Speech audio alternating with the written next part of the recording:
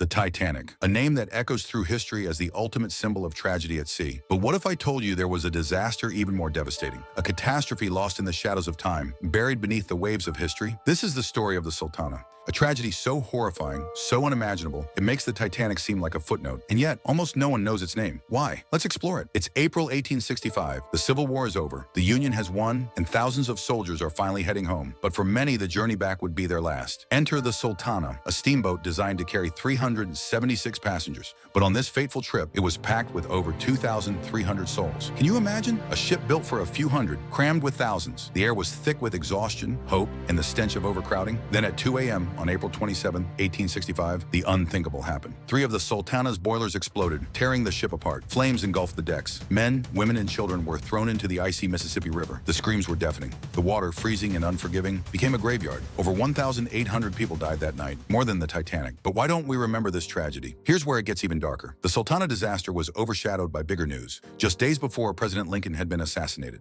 The nation was in mourning, and the media barely noticed the Sultana. But some say there was more to it. Corruption, greed. The ship's owners had bribed officials to overcrowd the boat, pocketing the profits. And when the truth threatened to come out, it was buried, just like the victims of the Sultana. Today, the Sultana is a ghost, a forgotten tragedy in the annals of history. No movies, no monuments, just whispers of a disaster that claimed more lives than the Titanic. But why does it matter? Because history isn't just about the stories we remember. It's about the ones we forget, the ones that remind us of the cost of greed, the fragility of life, and the importance of remembering. So the next time you hear about the Titanic, remember the Sultana, share its story, because every life lost deserves to be remembered. If you found this video eye-opening, hit that like button, subscribe, and let's bring the Sultana back into the light. Thanks for watching, and I'll see you in the next video.